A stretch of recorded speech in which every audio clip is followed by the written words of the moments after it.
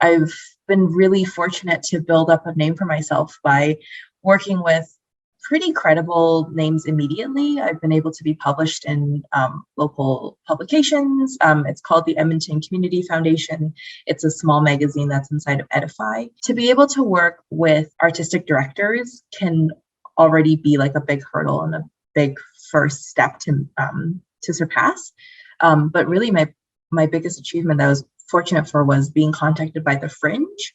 And so being able to create the design for that, to have something that's very recognizable in the city can really be a huge step up. So, building those early client relationships is something that I'm incredibly grateful for. I'm hoping that through this, I'm able to meet some other people as well. Incredibly grateful to have found that within the past year. Also recognizing that a lot of companies and organizations are coming out of this hard bracket of time with the pandemic, and that not everyone has this kind of budget, and yet we still are taking time to find visuals and music or investing in tech so that they can continue business despite what their budget might be looking for. It has not gone unnoticed. I'm really grateful. This is episode 5 of Kevin Talks Tech, a conversation with Serena Tang. In this episode of Kevin Talks Tech, I'll give you a sense of what to expect in regards to this episode, and I'll cover some of the latest tech news stories and give my take on them. Then I'll have a conversation with Serena Tang, who's an Edmonton-based graphic designer and illustrator. You can find her at serena-tang.com, and I'll put that in the show notes. Kevin Talks Tech consists of 3 parts. First, we'll look at the latest tech news, and I'll provide my thoughts on why I think you should care. Secondly, in this episode, I'll talk to Serena Tang a little bit later.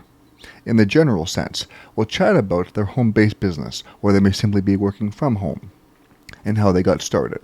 Then I'll ask them what they hate and love about their technology, and if we have time, I'll answer a tech-related question if they have one. Don't worry about scrambling to write everything down.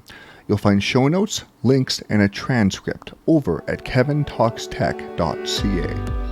You've likely received one or many text messages lately that seem to be trying to reach the wrong number.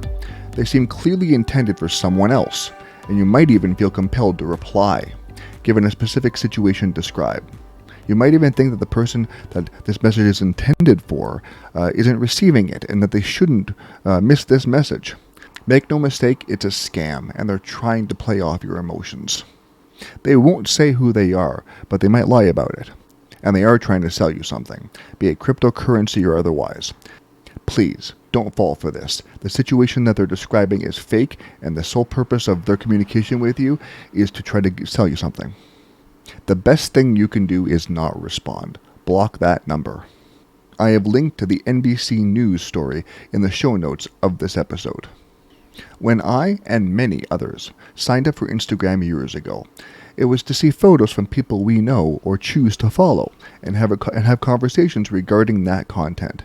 In recent years and months, Instagram has chosen to mimic features of TikTok, with a focus on videos and algorithm-fed content solely to get views, drive up engagement, and drive up profits.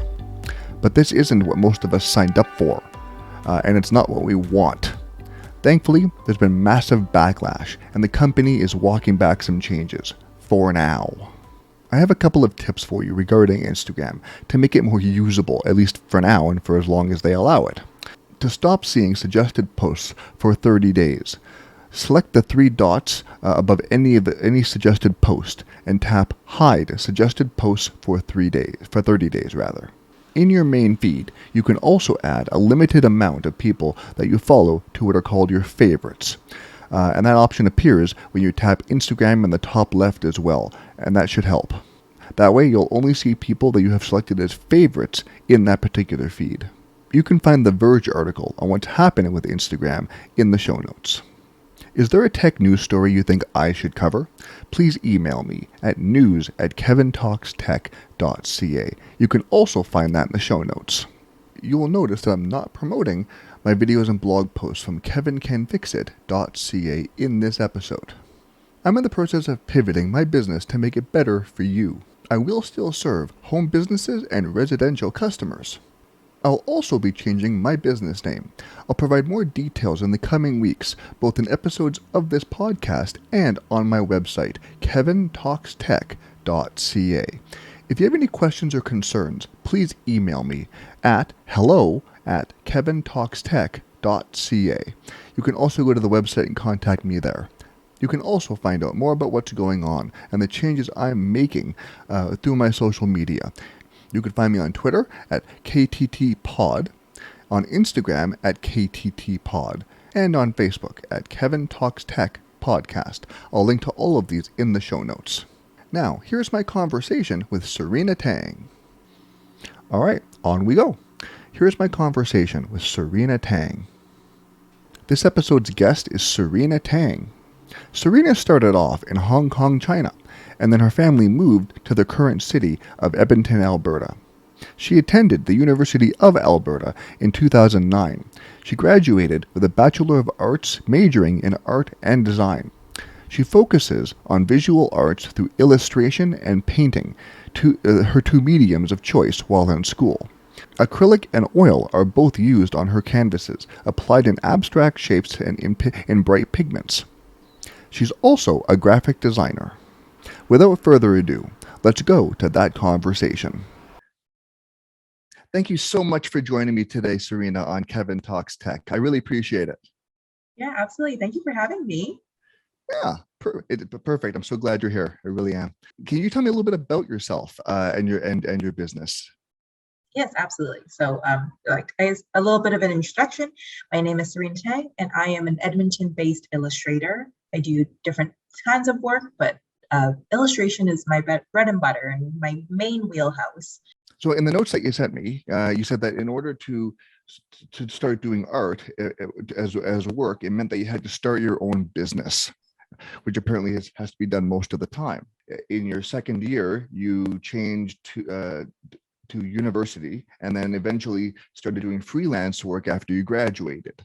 And then you could join a company if you wanted to, I suppose, but that happens a lot.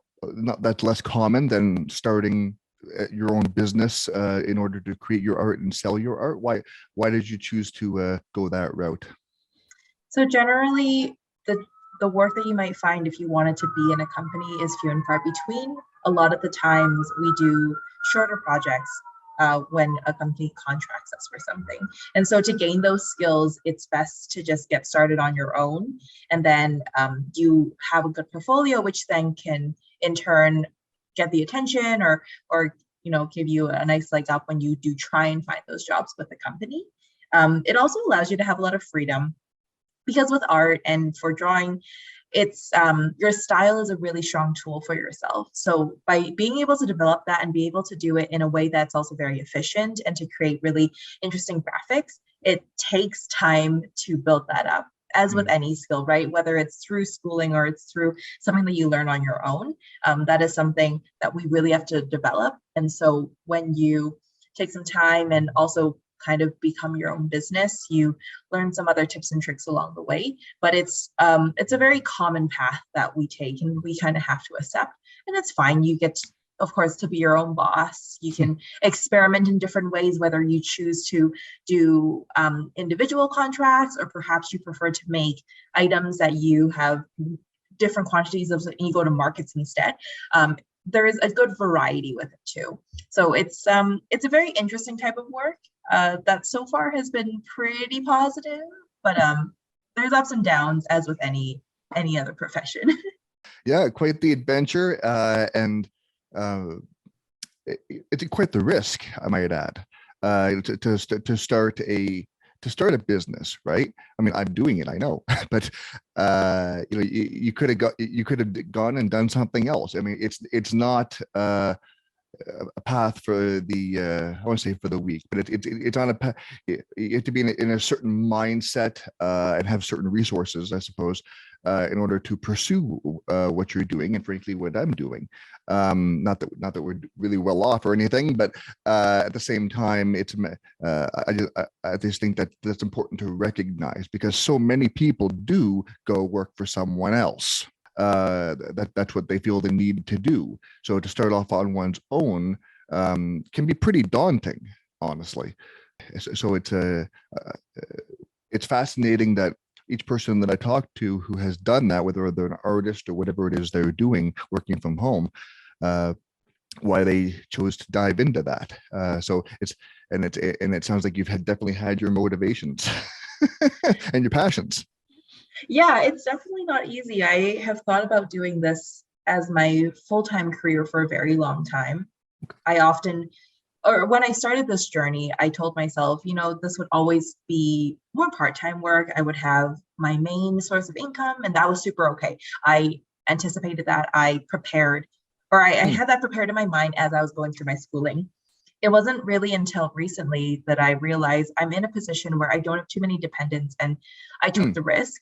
The worst I can do is recognize after maybe a few years that it's not as beneficial, and then I move on. Because I think one thing I really appreciate about the thinking currently in our world is that we no longer need to stick to just one career path and stay in that course. We have a lot more flexibility.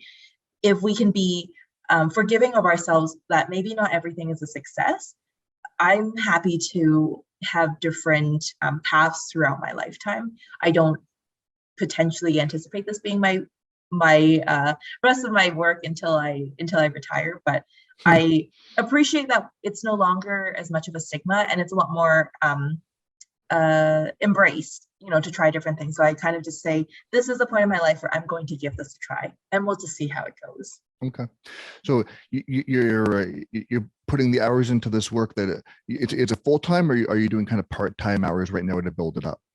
So I of this year now, I have done it full time for 1 year. Okay. I have a little bit of work that is related enough to illustration that would supplement it, but most of my time is dedicated to work that would be tied to drawing.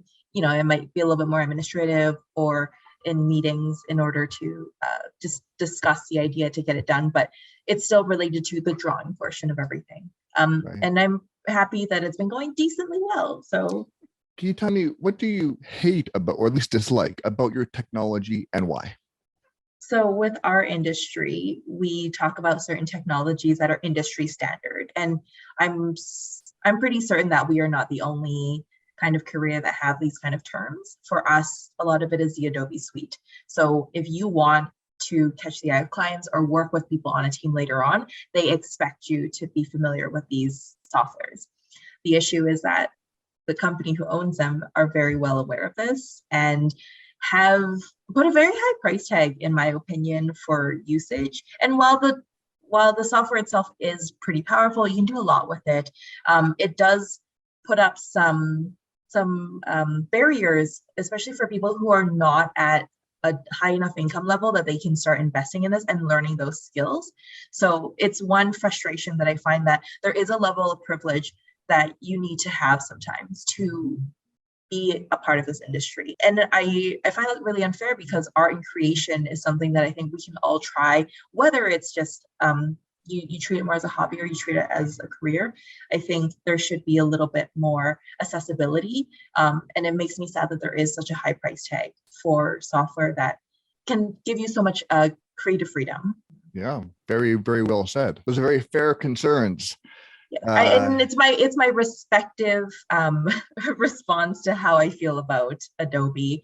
I have other feelings about it, but on a podcast, that will be my official statement. Yes, we all have our grievances, don't we? Exactly. Yes. It's a very valid point. I mean, the cost to start up a company, to start up a business, especially on your own, can be extraordinary. And I should know. I won't say how much I've spent. It's more than I expected to. And thankfully, I was able to find that funding to do that. Again, there's a I want to say a sense of privilege there as well, to be able to achieve that, to get that funding, to get the resources you need to get up and running. What things cost, whether it's hardware, whether it's software, these different things that we need along the way. Subscription costs, as you talk about, you don't see some of it coming, right?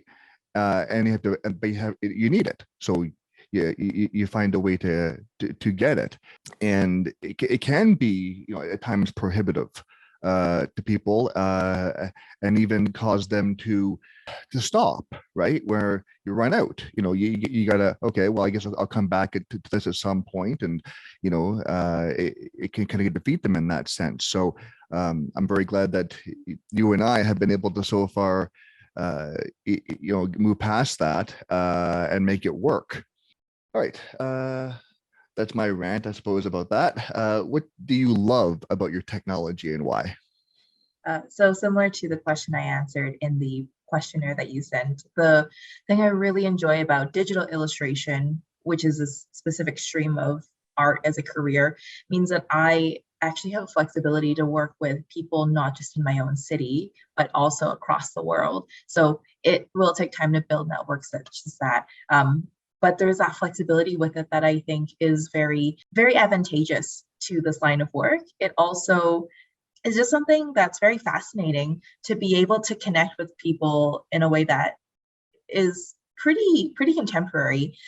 We have internet at our disposal, be able to work on something with someone that you probably will never meet in person. That's fascinating. So I find that to be just something that will continue to be just something that fascinates me. I recently did just a simple drawing for someone, but they're all the way in Australia. And that also just made me think like, oh, what's the style that they prefer over there? So it also like changes my mindset on things. Without my laptop and like my tablet and being able to send files virtually and in a way where things may not be as compressed, right? To have software to be able to send larger files. This is something that I'm really appreciative of, that we have technology to support this kind of work. No kidding. It's not just a nice to have, you kill time with it, but it's become very beneficial in terms of how we use it on a day-to-day basis in business and life through COVID. I'll just say it. To have the internet speeds that we do, have it be as reliable as it is in many cases anyway. To almost take it for granted for what it has, become.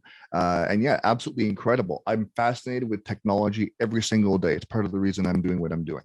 Whether you're in Edmonton or if you're in Australia, I could be talking to someone just the same. And having an interview like this or a conversation like this. And that's absolutely fascinating because they're far away. That's quite the distance. And to connect with people that way, as you have done for your work, I can't get over how incredible that is. It blows me away. I'm fascinated by it. Yeah, I'm sure if your podcast keeps picking up and you start having listeners who aren't local, you're like, wow, this is amazing. But also like, how did you find me? It's always interesting to hear the answer, isn't it? Having search engines that are able to pull something up that you may not have wanted to search, but it's like a happy accident when you find it. Another amazing thing that forever kind of like entranced by on the internet, like the things that you can find because of technology. Yes. Very much so. Like I say, it's become a utility. It's become a need, like electricity or running water.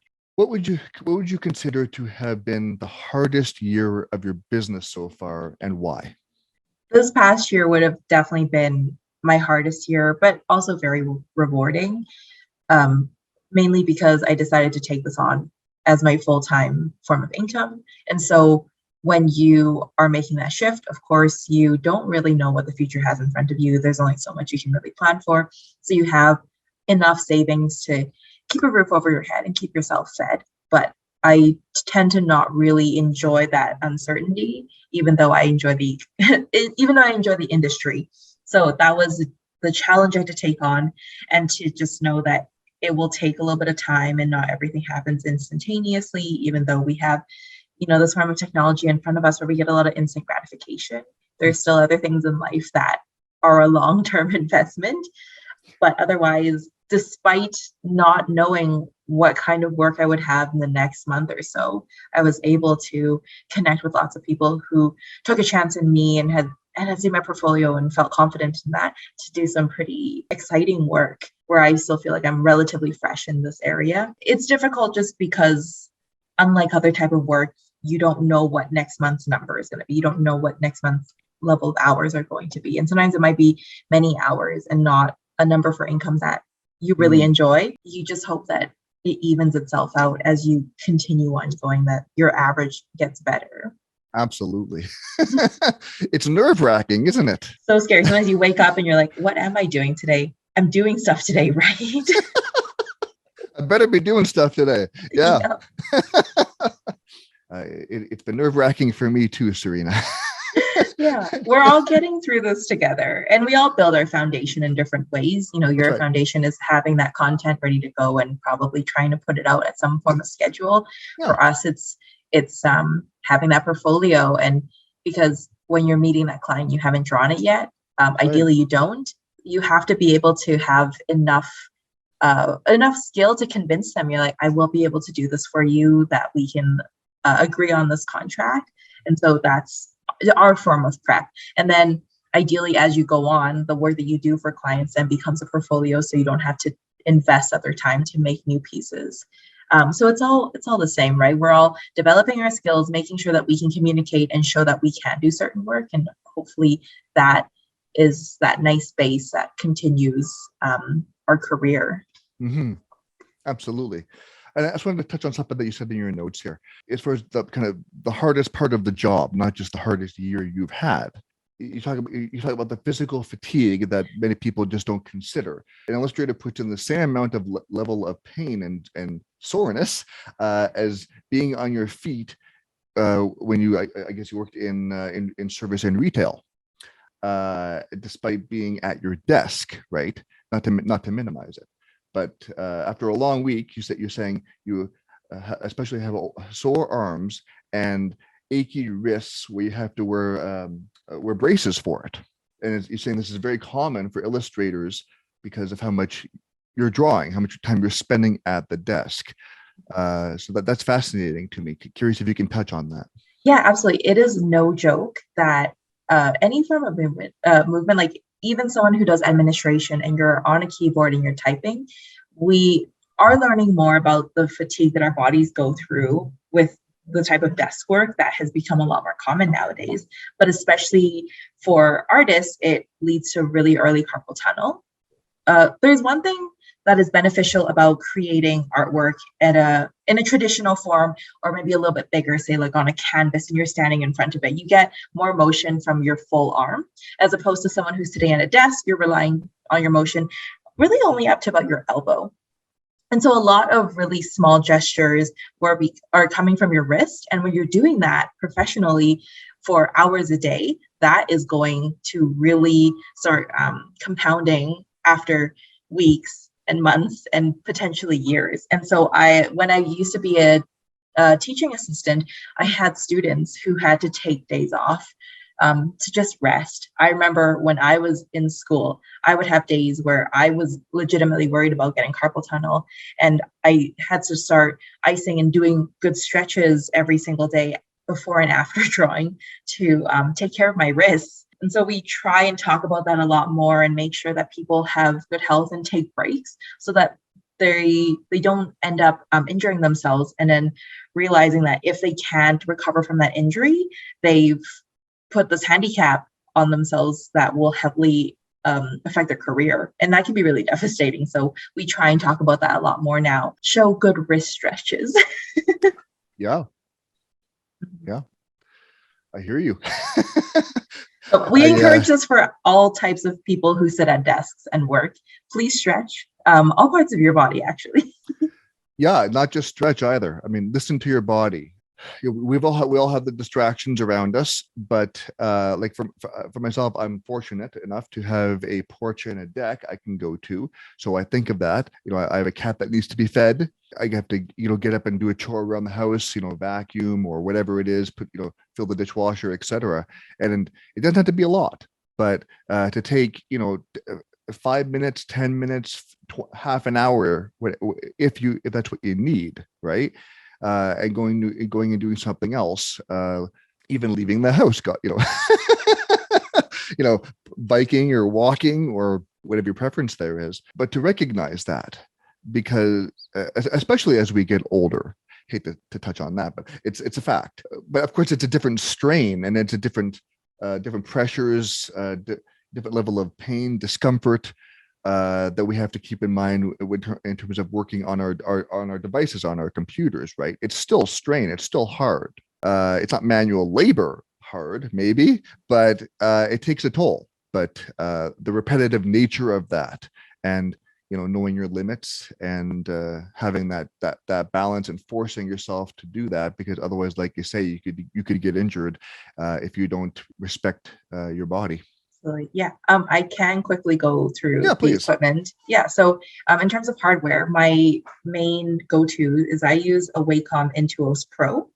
And so I use a type of drawing tablet. There's two main types.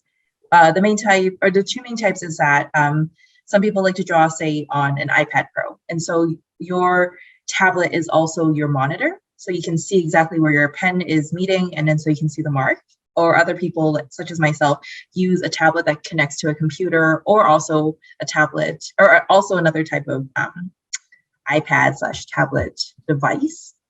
And you're drawing on the designated tablet, and then you can see your mark translated onto the screen.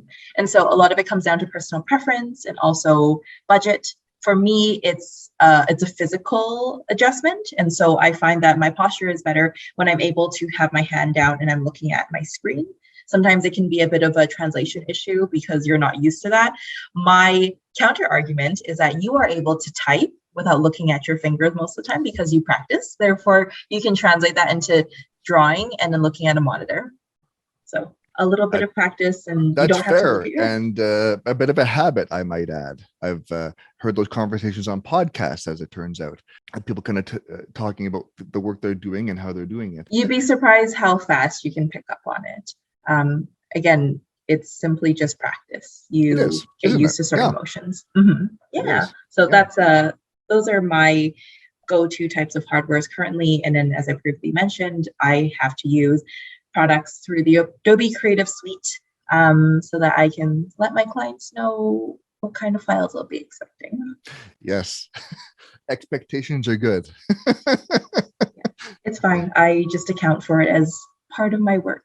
It is, but yeah, absolutely. Yeah. Mm-hmm. So Serena, in contrast, what has been the best year of your business so far, and why? Am I allowed to say the same timeline? Sure. Okay.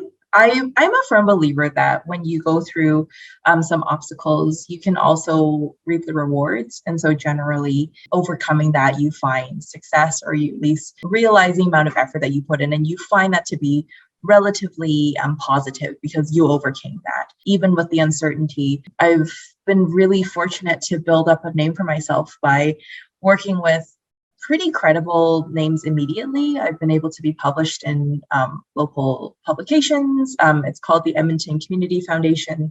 It's a small magazine that's inside of Edify. To be able to work with artistic directors can already be like a big hurdle and a big first step to surpass.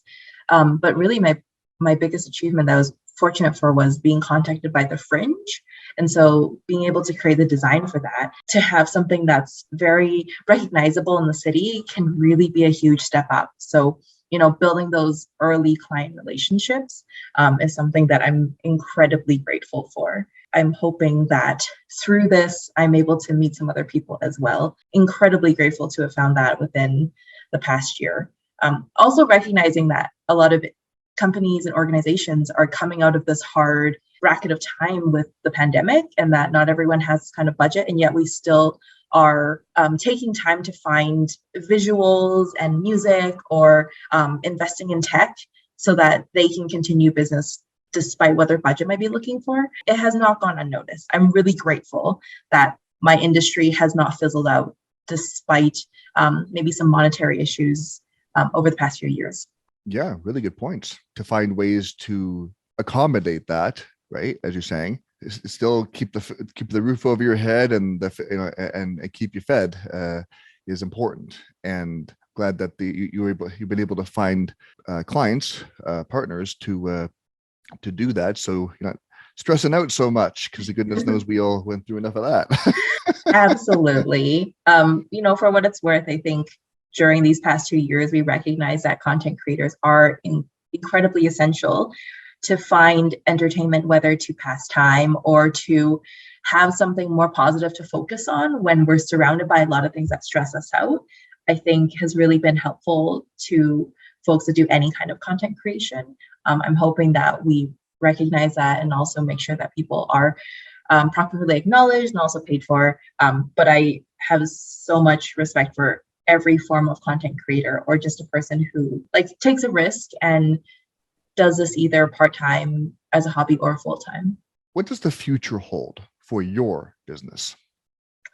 So currently I have a few long-term projects going on, which is really exciting. One of them is using my skills to create merch for not necessarily an original creation for myself, but I'm lending my illustration skills to help this team build up a really nice line. And so that's a skill that I actually never really thought about doing. I have done a lot of my own personal work for a long time. So I'm excited to really work on that team and be able to be really seamless in another style. Otherwise, I'm continuing to work with a lot of local people and just create visuals and illustrations for them, just to be able to stay in the community, but also contribute to something that I personally can see and be a part of, which is something I find super rewarding, to be able to have like a tangible connection with something that I've made digitally. And otherwise, if I were to shoot for the moon, I really want to break into doing illustrations for published books. I think that is something that has always caught my eye. I love going through a bookstore and seeing all the covers. And I know the phrase that you can't judge a book by its cover, but I definitely gain a feeling of what it might entail from said cover. And I think you should. I think it should be a little bit of a teaser, whether it's through the photo that they use or the way that they decided to have the typeface of the title. So I would say that's probably on my horizon, but I'm really happy to say I'm keeping busy and we'll see where this takes me. I like it. We'll see how it goes. My plans could change every 6 months. I do a 6 month evaluation every time and I go, what are we doing? What's the return on interest? And so far, we're still going. We're still going. Yeah. Yes. Wonderful. All right, Serena. So before I let you go, can you tell people where they can find you online? Yes. So you can search for my name, Serena Tang Illustrator. I do show up and you can see my portfolio on there if you would like to see some of my artwork. On Instagram, my handle is it's me, Serena_T. And so sometimes I post a few more casual illustrations as I'm working on stuff that doesn't necessarily need to be a full piece on my website. I also like to talk about a lot of Edmonton things, a lot of transit related things, or just events on Twitter. My username is Unicorn Wheels, and it's a silly one, and I've thought about changing it. But my friend said that it's whimsical, so I have kept it because my friends have requested it. Alrighty. And what is your website? Oh, my website is serena-tang.com. Serena-tang.com. Awesome. Thank you for making time to join me today, Serena. I appreciate it. Yes, thank you for this conversation. It was an excellent end to my day. Thank you. Thank you, Serena. Thank you, Kevin. I really had fun talking to Serena. Once again, you can check out her website, which I've included in the show notes. I'd like to reflect a bit on some of the conversation that Serena and I had. Serena talked about how starting off on one's own, starting a small business or home business is quite daunting. So you definitely need to have your motivations and your passions. She's been working full-time for a year now, which is wonderful. Starting a small business or home business is absolutely daunting. It's more time, work, and energy than a lot of people realize. If you're not self-motivated and passionate about it, you'll give up. If you're determined enough and smart enough to reach out for help when you need it, you'll get there. I like how she talks about how we need to be flexible and forgiving with ourselves, and that not everything will be a success. In fact, from the podcasts I've listened to and articles I've read and conversations I've had, people often have more failures than successes. We just hear more about their successes. That's just how we learn, and there's no way around it. But we must view these experiences as learning and do our best to recover from them so that we can strive for our next success. She talks about how to be a creative person, You need to be privileged enough to afford the software. That doesn't mean you need to be rich, but you need to be privileged enough. That puts barriers in front of creative people who simply can't afford what they need to try and be successful. I know. In my business, I am very grateful that over the past few years I've been able to get the technology I need to do what I'm doing. That is certainly a privilege. Without it, I couldn't pursue my passion or work from home. The same goes for illustrators, graphic designers, and many more. Often the barrier to entry before you even get started is getting the basic technology in place these days to enable you to do what you want to do. Serena appreciates all that technology has given her access to in terms of clients around the world. She recently did a drawing for someone in Australia. In my own experiences, I've talked to people across town, across Canada, and even in Australia years ago. And beyond an ever so slight delay at the time in terms of the connection, they might as well have been sitting next to me. That's incredible. I really appreciate her point on how when starting a business, you don't always know what next month is going to be like, how many hours you'll have to put in, or how much work you'll have. You just hope it'll be enough to keep you housed and fed for now, and that your average hours and the amount of work you'll get will make up for it over time. Next, in episode 6 of Kevin Talks Tech, we have another two-parter. We'll hear from Heather Lyon, who provides training for small businesses on how to use accounting software. She'll also have some fascinating stories about doing just that while traveling in the Northwest Territories. Thank you for taking the time to watch or listen to this episode. I really appreciate it. If you have any tech questions that I can answer in a future episode or feedback, please feel free to email me at kevintalkstech.ca. We'll see you next time.